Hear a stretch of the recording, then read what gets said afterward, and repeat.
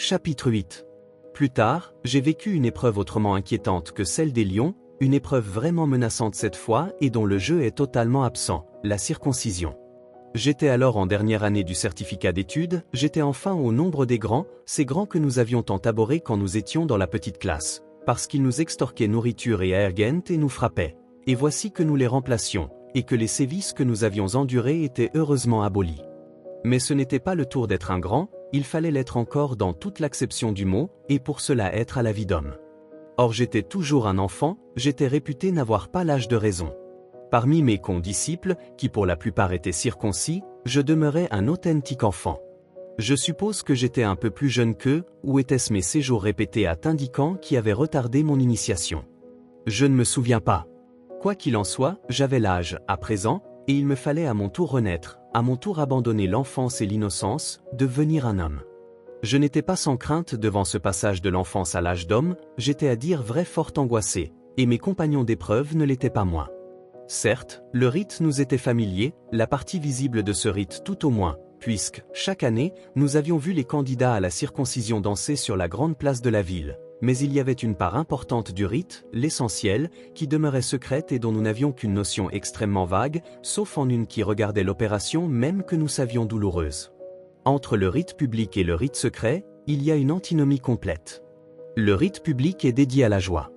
Il est l'occasion d'une fête, une très grande et très bruyante fête à laquelle la ville entière participe et qui s'étend sur plusieurs journées.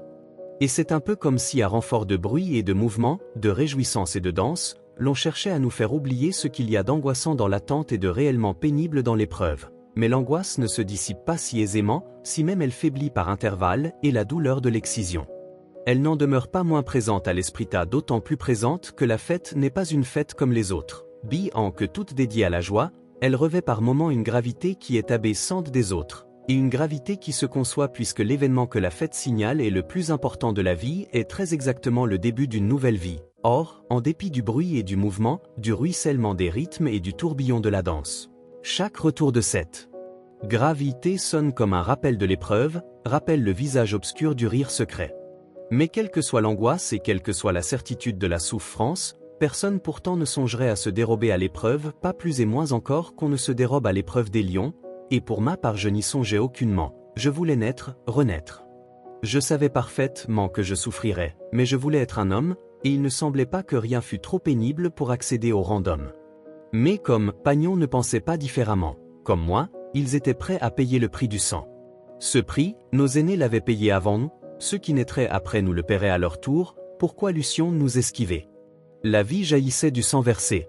Cette année-là, je dansais une semaine au long, 7 jours au long, sur la grande place de Kouroussa, la danse du Soli, qui est la danse des futurs circoncis. Chaque après-midi, mes compagnons et moi nous dirigions vers le lieu de danse, coiffés d'un bonnet et vêtus d'un boubou qui nous descendait jusqu'aux chevilles, un boubou plus long que ceux qu'on porte généralement et fendu sur les flancs. Le bonnet, un calot plus exactement, était orné d'un pompon qui nous tombait sur le dos, et c'était notre premier bonnet d'homme. Les femmes et les jeunes filles accouraient sur le seuil des concessions pour nous regarder passer, puis nous emboîtaient le pas, revêtus de leurs atours de fête. Le tam-tam ronflait, et nous dansions sur la grande place jusqu'à n'en pouvoir plus. Et plus nous avancions dans la semaine, plus les séances de danse s'allongeaient, plus la foule augmentait. Mon boubou, comme celui de mes compagnons, était d'un ton brun qui tirait sur le rouge, un ton où le sang ne risque pas de laisser des traces trop distinctes. Il avait été spécialement tissé pour la circonstance, puis confié aux ordonnateurs de la cérémonie. Le boubou à ce moment était blanc, c'étaient les ordonnateurs qui s'étaient occupés à le teindre avec des écorces d'arbres et qui l'avaient ensuite plongé dans l'eau boueuse d'une mare de la brousse. Le boubou avait trempé l'espace de plusieurs semaines, le temps nécessaire pour obtenir le ton souhaité peut-être, ou sinon pour quelque raison rituelle qui m'échappe. Le bonnet, hormis le 71/128 pompon qui était resté blanc, avait été teint de la même manière, traité de la même manière. Nous dansions, je l'ai dit, à perdre souffle, mais nous n'étions pas seuls à danser, la ville entière dansait. On venait nous regarder, on venait en foule, toute la ville en vérité venait, car l'épreuve n'avait pas que pour nous une importance capitale, elle avait quasiment la même importance pour chacun puisqu'il n'était indifférent à personne que la ville, par une deuxième naissance qui était notre vraie naissance, s'accrut d'une nouvelle fournée de citoyens. Et parce que toute réunion de danse a, chez nous, tendance à se propager. Parce que chaque appel de tam-tam a un pouvoir presque irrésistible. Les spectateurs se transformaient bientôt en danseurs, ils envahissaient l'air, sans toutefois se mêler à notre groupe, ils partageaient intimement notre ardeur, ils rivalisaient avec nous de frénésie, les hommes comme les femmes comme les jeunes filles, bien que femmes et jeunes filles dansaient si strictement de leur côté. Tandis que je dansais, mon boubou fendu sur les flancs, fendu du haut en bas, découvrait largement le foulard aux couleurs vives que je m'étais enroulé autour des reins.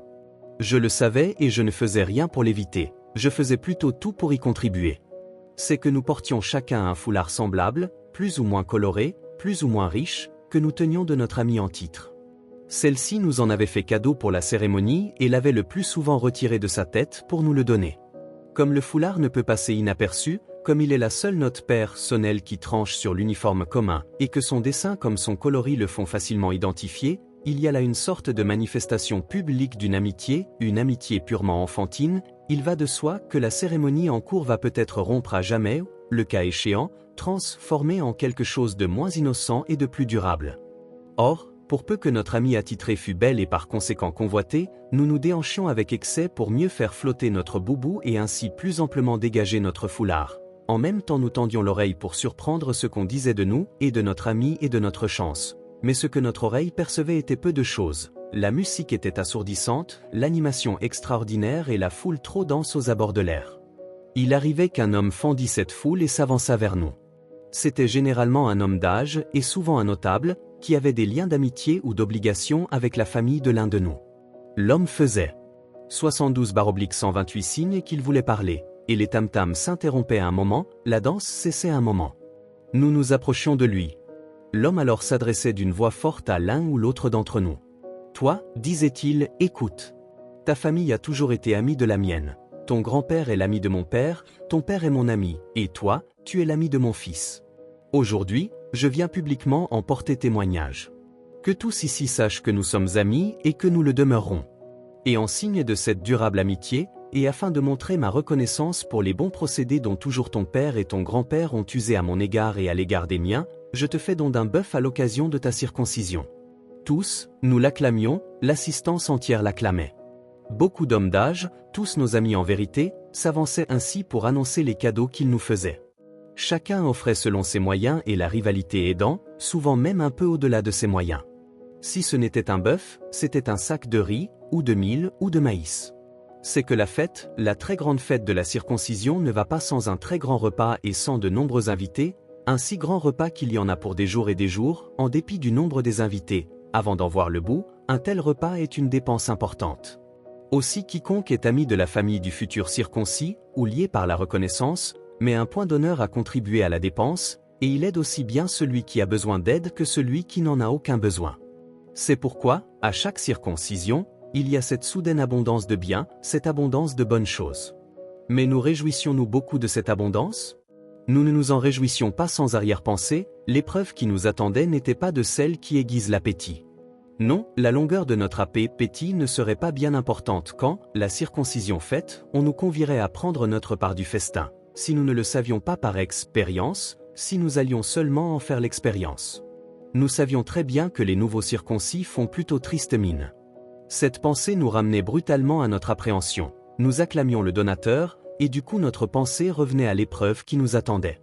Je l'ai dit, cette appréhension au milieu de l'excitation générale, et d'une excitation à laquelle par nos danses répétées nous participions au premier chef, n'était pas le côté le moins paradoxal de ces 73/128 journées. Ne dansions-nous que pour oublier ce que nous redoutions ? Je le croirais volontiers. Et à vrai dire, il y avait des moments où nous finissions par oublier, mais l'anxiété ne tardait pas à renaître, il y avait constamment de nouvelles occasions de lui redonner vie. Nos mères pouvaient multiplier les sacrifices à notre intention, et elles n'y manquaient pas, aucune n'y manquait, cela ne nous réconfortait qu'à demi. L'une d'elles parfois, ou quelque autre parent très proche, se mêlait à la danse et souvent, en dansant, brandissait l'insigne de notre condition, c'était généralement une ou la condition paysanne en Guinée est de loin la plus commune, pour témoigner que le futur circoncis était bon cultivateur. Il y eut ainsi un moment où je vis apparaître la seconde épouse de mon père, un cahier et un stylo dans la main. J'avoue que je n'y pris guère plaisir et n'en retirai aucun réconfort, mais plutôt de la confusion, bien que je comprisse parfaitement que ma seconde mère ne faisait que sacrifier à la coutume et dans la meilleure intention de la terre, puisque cahier et stylo étaient les insignes d'une occupation qui, à ses yeux, passait celle du cultivateur ou de l'artisan. Ma mère fut infiniment plus discrète, elle se contenta de m'observer de loin, et même je remarquai qu'elle se dissimulait dans la foule. Je suis sûr qu'elle était pour le moins aussi inquiète que moi, encore qu'elle apporta tous ses soins à n'en rien laisser paraître. Mais généralement l'effervescence était-elle, je veux dire, si communicative, que nous demeurions seuls avec le poids de notre inquiétude. Ajouterai-je que nous mangions vite et mal? Il va de soi, tout était à la danse et aux préparatifs de la fête. Nous rentrions fourbus et dormions d'un sommeil de plomb. Le matin, nous ne pouvions nous arracher à notre lit, nous faisions la grasse matinée, nous nous levions quelques minutes avant que le tam-tam nous appelât. Que importait dès lors que les repas fussent sans négliger? À peine nous restait-il le temps de manger. Il fallait vite, vite se laver, vite endosser notre boubou, coiffer notre bonnet, courir à la grande place, danser. Et danser davantage chaque jour, car nous dansions, toute la ville dansait, à présent, après-midi et soir ou le soir, à la lueur des torchers, et la veille de l'épreuve, la ville dansa la journée entière, la nuit entière. Ce dernier jour, nous l'avons vécu dans une étrange fièvre. Les hommes qui conduisent cette initiation, après nous avoir rasé la tête, nous avaient rassemblés dans une case à l'écart des concessions. Cette case, spacieuse, allait être désormais notre demeure. La cour où elle se dressait, spacieuse elle aussi, était clôturée d'osiers si strictement entrelacés qu'aucun regard n'aurait pu y pénétrer. Quand nous sommes entrés dans la case, nous avons vu nos boubous et nos calots étalés à même le sol. Au cours de la nuit, les boubous avaient été cousus sur les côtés, sauf un bref espace pour donner passage aux bras, mais de façon à cacher absolument nos flancs. Quant au calot, il s'était transformé en bonnet démesurément. Il avait suffi de redresser et de fixer sur une armature d'osier le tissu primitivement rabattu à l'intérieur. Nous nous sommes glissés dans nos boubous, et nous avons eu un peu l'air d'être enfermés, maintenant plus minces encore que nous l'étions. Lorsqu'après cela nous avons mis nos bonnets qui n'en finissaient plus, nous nous sommes regardés un moment. Si les circonstances avaient été autres, nous eussions sans doute pouffé de rire. Nous ressemblions à des bambous, nous en avions la hauteur et la maigreur. Promenez-vous un instant dans la cour, nous ont dit les hommes, il faut vous accoutumer à votre boubou cousu.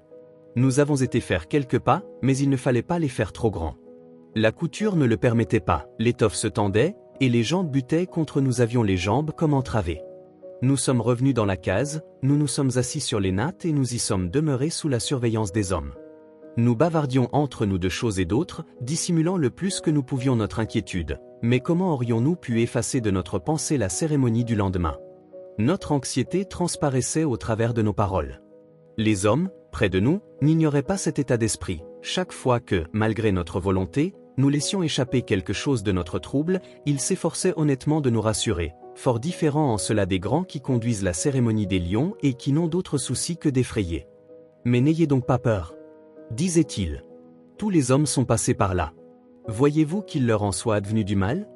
Il ne vous en adviendra pas non plus. Maintenant que vous allez devenir des hommes, conduisez-vous en homme, chassez la crainte loin de vous. Un homme n'a peur de rien. Mais, justement, nous étions encore des enfants. Toute cette dernière journée et toute cette dernière nuit, nous serions toujours des enfants. Je l'ai dit, nous n'étions même pas censés avoir l'âge de raison. Et si cet âge vient tard, s'il est en vérité tardif, notre âge d'homme ne laissera pas de paraître un peu bien prématuré. Nous étions toujours des enfants. Mais mieux valait penser à autre chose. Pensez par exemple à toute la ville réunie sur la grande place et dansant joyeusement. Mais n'allions-nous pas bientôt nous joindre à la danse? Non. Cette fois, nous allions danser seuls, nous allions danser, et les autres nous regarderaient. Nous ne devions plus nous mêler aux autres à présent. Nos mères à présent ne pourraient même plus nous parler, moins encore nous toucher. Et nous sommes sortis de la case, enserrés dans nos longs fourreaux et le chef surmonté de notre immense bonnet. Aussitôt que nous sommes apparus sur la grande place, les hommes sont accourus. Nous avancions en file indienne entre deux haies d'hommes. Le père de Kouyaté, vénérable vieillard à la barbe blanche et à cheveux blancs, a fendu la haie et s'est placé à notre tête. C'est à lui qu'il appartenait de nous montrer comment se danse le kaba, une danse réservée, comme celle du soli, aux futurs circoncis, mais qui n'est dansée que la veille de la circoncision. Le père de Kouyaté, par privilège d'ancienneté et par l'effet de sa bonne renommée, avait seul le droit d'entonner le chant qui accompagne le koba. Je marchais derrière lui, et il m'a dit de poser mes mains sur ses épaules, après quoi, chacun de nous a placé les mains sur les épaules de celui qui le précédait. Quand notre file indienne s'est ainsi trouvée comme soudée, les tam-tams et les tambours se sont brusquement tus, et tout le monde s'est tu, tout est devenu muet et immobile. Le père de Kouyaté alors a redressé sa haute taille, il a jeté le regard autour de lui, il y avait quelque chose d'impérieux et de noble en lui. Comme un ordre, il a lancé très haut le chant du Koba. Koba. Et Koba, lama. Aussitôt les tam-tams et les tambours ont sonné avec force, et tous nous avons repris la phrase. Koba. Et Koba, lama. Nous marchions, comme le père de Kouyaté, les jambes écartées, aussi écartées que le permettait notre boubou, et à pas très lents naturellement. Et en prononçant la phrase, nous tournions, comme l'avait fait le père de 76/128 Kouyaté, la tête à gauche, puis à droite, et notre bonnet allongeait curieusement ce mouvement de la tête. Koba. Et Koba, lama. Nous avons commencé de faire le tour de la place. Les hommes se rangeaient à mesure que nous avancions, et quand le dernier des nôtres était passé, ils allaient se reformer en groupe un peu au-delà et de nouveau se rangeaient pour nous donner passage. Et parce que nous marchions lentement et les jambes écartées, notre démarche était un peu celle du canard. Koba. Et Koba, lama. La haie que les hommes formaient sur notre passage était épaisse, était compacte. Les femmes, derrière, ne devaient guère voir que nos bonnettes et les enfants n'en apercevaient évidemment pas davantage. Les années précédentes, je n'avais fait qu'entrevoir le sommet des bonnets. Mais il suffisait, le Koba est affaire d'hommes. Les femmes? Non, les femmes ici n'avaient pas voix. Koba. Et Koba, lama. Nous avons fini par rejoindre l'endroit où nous avions commencé notre danse. Le père de Kouyaté alors s'est arrêté, les tam-tams et les tambours se sont tus, et nous sommes repartis vers notre case. À peine avions-nous disparu, que la danse et les cris ont repris sur la place. 3 fois dans la journée, nous sommes ainsi apparus sur la grande place pour danser le Koba, et dans la nuit, 3 fois encore, à la clarté des torchers, et chaque fois les hommes nous ont enfermés dans leur vivantais. Nous n'avons pas dormi, et personne n'a dormi, la ville n'a pas fermé l'œil, elle a dansé toute la nuit. Quand nous sommes sortis de notre case pour la 6e fois, l'aube approchait. Koba. Et Koba, lama. Nos bonnets continuaient de marquer le rythme, nos boubous continuaient de se tendre sur nos jambes écartées, mais notre fatigue perçait et nos yeux brillaient fiévreusement, notre anxiété grandissait. Si le tam-tam ne nous avait pas soutenus, entraînés. Mais le tam-tam nous soutenait, le tam-tam nous entraînait. Et nous avancions, nous obéissions, la tête étrangement vide, vidée par la fatigue, étrangement pleine aussi, pleine du sort qui allait être le nôtre. Koba. Et Koba, lama. Quand nous avons achevé notre tour, l'aube blanchissait la grande place. Nous n'avons pas regagné notre case, cette fois. Nous sommes partis house sitôt dans la brousse, loin, là où notre tranquillité ne risquait pas d'être interrompue. Sur la place, la fête a cessé, les gens ont regagné leur demeure. Quelques hommes pourtant nous ont suivis.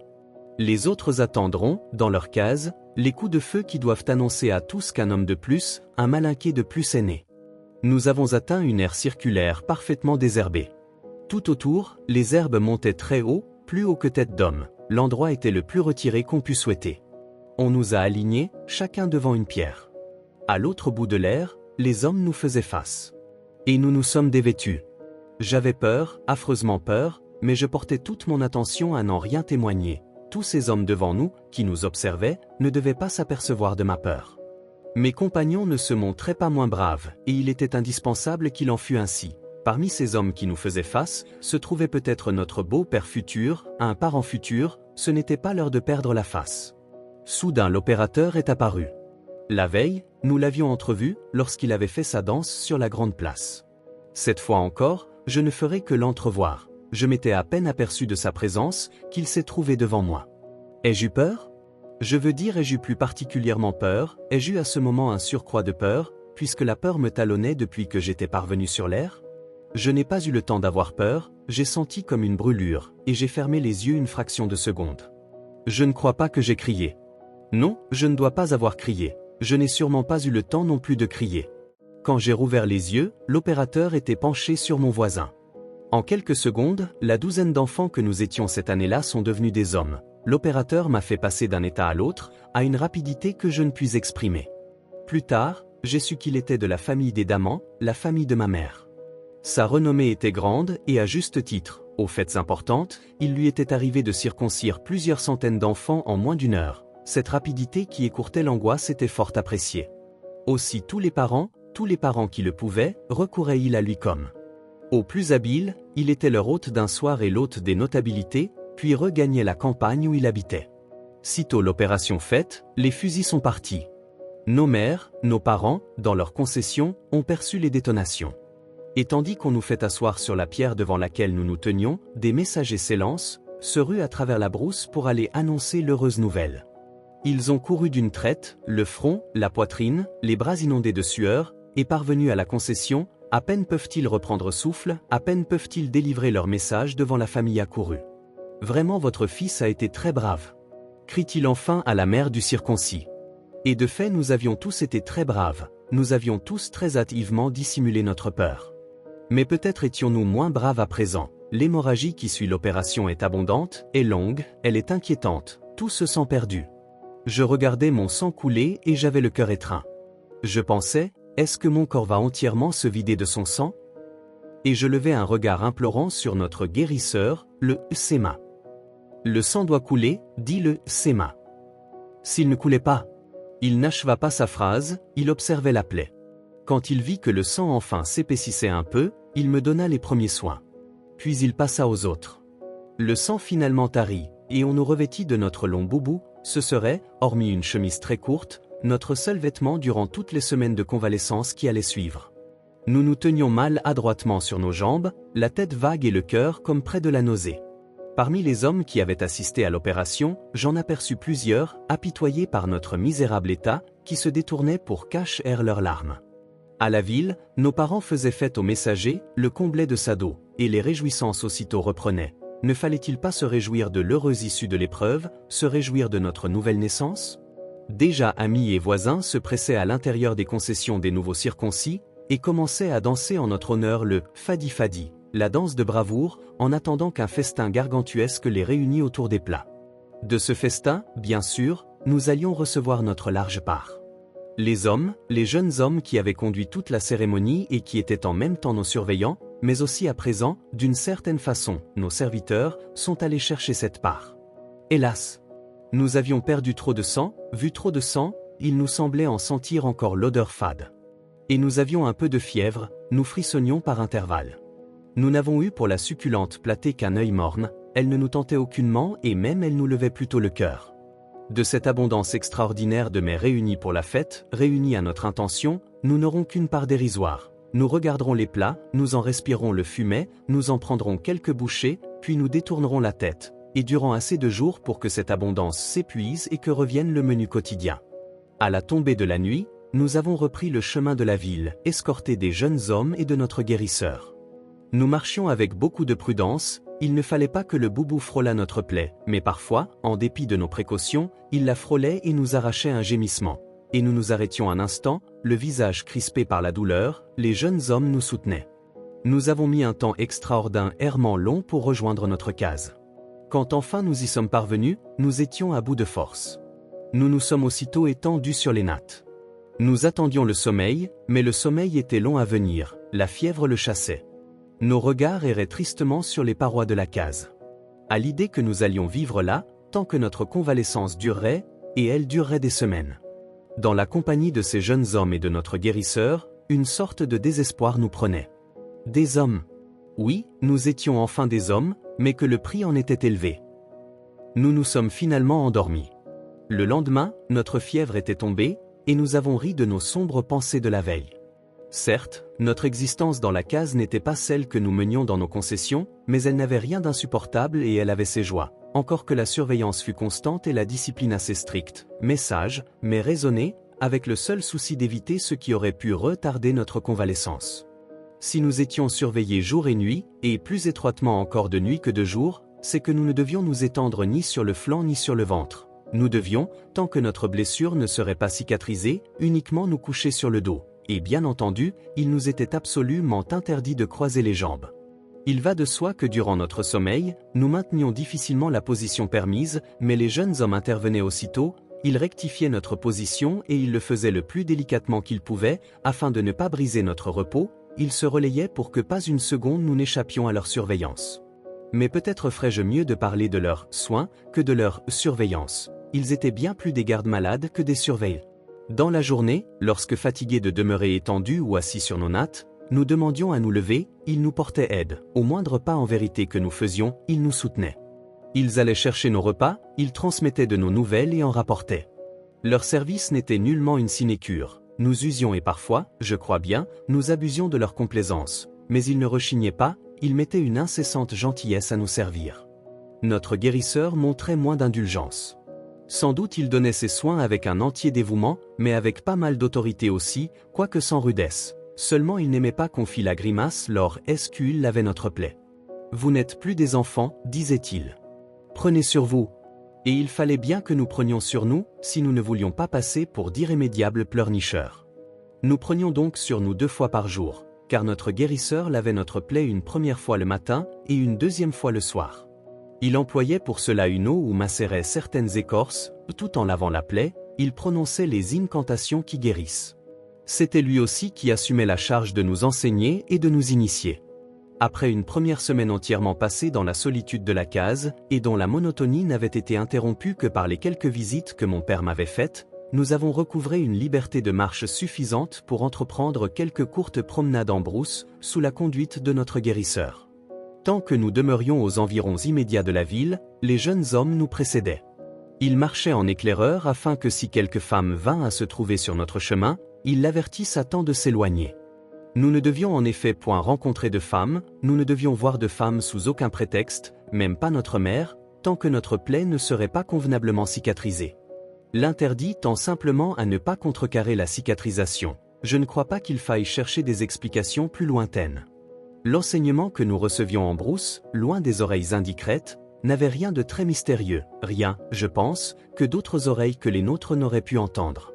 Ces leçons, les mêmes que celles qui furent données à tous ceux qui nous ont précédés, se résumaient à la ligne de conduite qu'un homme doit tenir dans la vie, être franc absolument, assez quérir les vertus qui en toutes circonstances font l'honnête homme, remplir nos devoirs envers Dieu, envers nos parents, envers les notables, envers le prochain. Et cependant nous ne devions rien communiquer de ce qui nous était dit, ni aux femmes ni aux non-initiés, pas plus que nous ne devions rien dévoiler des rites secrets de la circoncision. La coutume est telle. Les femmes non plus ne répètent rien des rites de l'excision. Pour le cas où, plus tard, un non-initié eût cherché à surprendre ce qui avait été enseigné, et ce fut fait à cette intention passée pour un initié, on nous informait des moyens de le démasquer. Le plus simple, mais non le moins laborieux de ces moyens, consiste en des phrases avec refrains sifflés. Il y a quantité de ces refrains, il y en a suffisamment pour que l'imposteur, fût-il parvenu par extraordinaire à en retenir 2 ou 3, se voit néanmoins dépisté au 4e ou au 10e, sinon au 20e. Toujours longs, toujours compliqués, ces refrains sont impossibles à répéter, si on ne vous les a abondamment serinés, si on ne les a patiemment appris. Le fait est qu'il faut une longue patience pour les apprendre, une mémoire exercée pour les retenir. Il nous arrivait de nous en apercevoir, lorsque notre guérisseur nous jugeait par trop rebelles à son enseignement et en vérité nous n'étions pas toujours attentifs, il nous rappelait vivement à la discipline, il se servait pour cela du pompon qui pendait à notre bonnet, il nous en cinglait le dos. Cela paraîtra anodin, mais si le pompon est volumineux, s'il est largement garni de coton, le noyau qu'on place au centre est dur et il tombe rudement. La 3e semaine, on m'a permis de voir ma mère. Quand un des jeunes hommes est venu me dire que ma mère était devant la porte, je me suis précipité. « Oh là! Pas si vite !» m'a-t-il dit en me prenant la main. « Attends-moi. »« Oui, mais viens vite. » 3 semaines. Jamais encore nous n'étions restés séparés un si long espace de temps. Quand je partais en vacances pour Tindican, je demeurais rarement plus de 10 ou 15 jours absent, et ce n'était pas une absence qu'on aurait pu comparer à celle qui nous séparait présentement. « Eh bien, tu viens ?» dis-je. Je trépignais d'impatience. « Écoute, » dit le jeune homme. « Écoute-moi d'abord. Tu vas voir ta mère, il t'est permis de la voir, mais tu dois la voir du seuil de l'enceinte, tu ne peux pas franchir l'enceinte. »« Je resterai sur le seuil, dis-je. Mais laisse-moi aller. » Et je secouai sa main. « Nous irons ensemble, dit-il. » Il n'avait pas lâché ma main, et nous sommes sortis ensemble de la case. La porte de l'enceinte était entr'ouverte. Sur le seuil, plusieurs des jeunes hommes étaient assis, ils me firent signe de ne pas aller au-delà. Je franchis d'un pas rapide les quelques mètres qui me séparaient de la porte, et brusquement je vis ma mère. Elle se tenait dans la poussière du chemin, à quelques pas de l'enceinte, elle non plus ne devait pas s'approcher davantage. « Mère !» ai-je crié. « Mère !»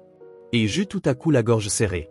Était-ce parce que je ne pouvais m'approcher plus près, parce que je ne pouvais serrer ma mère dans mes bras?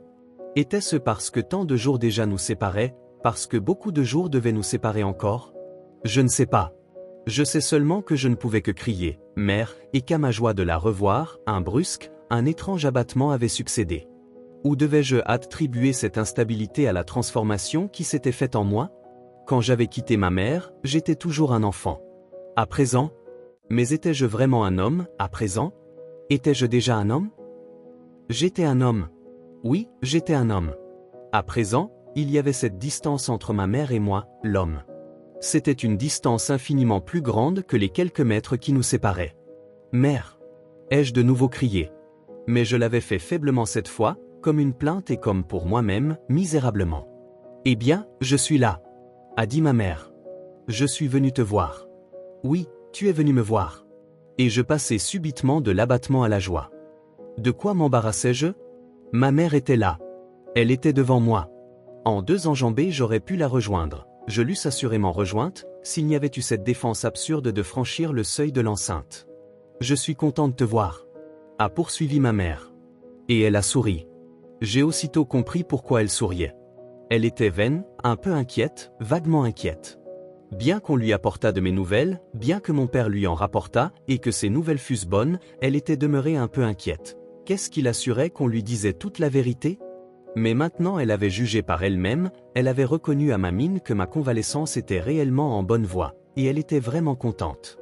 Je suis vraiment très contente, a-t-elle dit. Néanmoins, elle n'a rien ajouté, il suffisait de cette allusion lointaine. On ne doit pas parler ouvertement de guérison, moins encore de notre guérison, cela n'est pas prudent, cela risque de déchaîner des forces hostiles. Je t'ai apporté des noix de cola, a dit ma mère. Et elle a ouvert le petit cabas qu'elle tenait à la main, elle m'a montré les noix. Un des jeunes hommes qui était assis sur le seuil, est allé les prendre docteur et me les a remises. Merci, mère. Maintenant je vais rentrer, a-t-elle dit. Dis bonjour à mon père, dis bonjour à tous. Oui, je le ferai. À très bientôt, mère. À très bientôt, a-t-elle répondu. Sa voix tremblait un peu. Je suis reine très aussitôt. L'entrevue n'avait pas duré 2 minutes, mais c'était tout ce qui nous était permis. Et tout le temps, il y avait eu entre nous cet espace que nous ne devions pas franchir. Pauvre chère maman. Elle ne m'avait seulement pas serré contre sa poitrine. Pourtant je suis sûr qu'elle s'était éloignée, très droite, très digne, elle se tenait toujours très droite, et parce qu'elle se tenait si droite, elle paraissait plus grande qu'elle n'était, et elle marchait toujours très dignement, sa démarche était naturellement digne. Il me semblait la voir marcher dans le chemin, la robe tombant noblement, le pagne bien ajusté, les cheveux soigneusement nattés et ramenés au niveau de la nuque. Comme ces 3 semaines avaient dû lui paraître longues. Je me suis un peu promené dans la cour, avant de regagner la case. J'étais triste, de nouveau j'étais triste. Avais-je perdu, en même temps que l'enfance, mon insouciance? J'ai rejoint mes compagnons, j'ai partagé les noix, leur amertume si plaisante généralement, si fraîche au palais quand, après, on va boire aux Canaries, n'était plus que pure amertume. Certes mon père, lui, venait souvent. Il pouvait me faire visite aussi souvent qu'il le voulait, mais nous nous disions très peu de choses. Ces visites, au milieu de mes compagnons et des jeunes hommes, étaient sans véritable intimité. Nos paroles couraient ici, couraient là, nos paroles s'égaraient, et nous serions bientôt demeurés sans plus rien nous dire, si les jeunes hommes, si mes compagnons n'avaient finalement pris part à notre conversation. La 4e semaine s'est passée plus librement. Les plaies étaient pour la plupart cicatrisées ou en telle voie qu'il n'y avait plus danger d'en voir la guérison s'interrompre. La fin de la semaine nous a trouvés parfaitement valides. Les jeunes hommes ont rabattu nos bonnets et décousu nos boubous. Nous portions à présent les larges pantalons des hommes et nous étions, il va sans dire, impatients de nous montrer. Nous sommes allés nous promener dans la ville, très fiers, immensément fiers de notre nouvel accoutrement, et parlant haut comme si déjà nous ne monopolisions pas suffisamment les regards. Nous demeurions toutefois en groupe, et c'est en groupe aussi que nous avons entrepris la tournée des diverses concessions auxquelles nous appartenions. À chaque visite on nous faisait fête, et nous faisions large honneur au festin qui nous attendait. Maintenant que nous étions en pleine convalescence, plusieurs avaient dépassé déjà le stade de la convalescence. Je l'avais, pour ma part, bel et bien dépassé. Nous avions les dents merveilleusement longues. Quand un incirconcis s'approchait un peu trop près de notre joyeuse bande, nous nous saisissions de lui et le fouettions par jeu avec nos pompons. Tout contact pourtant nous demeurait encore interdit avec les jeunes filles, et c'était une défense qu'aucun de nous n'eût enfreint. Nous étions sévèrement avertis que si quelques femmes nous voyaient intimement, nous courions le risque de rester à jamais stériles. Fanta que je rencontrai, me fit discrètement signe de loin. Je lui répondis de la même manière, par un simple battement des paupières. L'aimais-je toujours? Je ne savais pas. Nous avions été si retranchés du monde, nous étions devenus si différents de ce que nous avions été, bien qu'un mois à peine se fût écoulé entre notre enfance et notre âge d'homme, si indifférents à ce que nous avions été, que je ne savais plus très bien où j'en étais. Le temps, pensais-je, le temps m'apportera un nouvel équilibre. Mais quelle sorte d'équilibre? Je me l'imaginais mal. L'heure vint finalement où le guérisseur nous jugea tout à fait rétablis et nous rendit à nos parents. Ce retour n'était pas absolu, mais il le fut exceptionnellement pour moi. J'étais écolier et je ne pouvais plus longtemps me joindre aux excursions que mes compagnons entreprenaient dans les villes et les villages avoisinants, je ne pouvais davantage partager leurs travaux dans les champs de notre guérisseur, en retour des soins que nous avions reçus. Mes parents firent ce qui était nécessaire pour m'en dispenser. Quand je regagnai définitivement ma concession, toute la famille m'attendait. Mes parents me serrèrent fortement dans leurs bras, ma mère particulièrement comme si elle avait voulu secrètement affirmer que j'étais toujours son fils, que ma seconde naissance n'enlevait point ma qualité de fils. Mon père nous considéra un moment, puis il me dit comme un regret. « Voici désormais ta case, mon petit. » La case faisait face à la case de ma mère. « Oui, dit ma mère, à présent tu dormiras là, mais, tu vois, je reste à portée de ta voix. » J'ouvris la porte de la case, sur le lit, mes vêtements étaient étalés. Je m'approchai et les pris un à un, puis les reposai doucement, c'étaient des vêtements d'homme. Oui, la case faisait face à la case de ma mère, je restais à portée de la voix de ma mère, mais les vêtements, sur le lit, étaient des vêtements d'homme. J'étais un homme. « Es-tu satisfait de tes nouveaux vêtements ?» demanda ma mère. « Satisfait ? Oui, j'étais satisfait, il allait de soi que je fusse satisfait. Enfin, je crois bien que j'étais satisfait. C'étaient de beaux vêtements, c'est... » Je me tournai vers ma mère, elle me souriait tristement. Merci d'avoir écouté ce chapitre. Vous pouvez retrouver le livre complet en version PDF dans la description pour poursuivre l'expérience.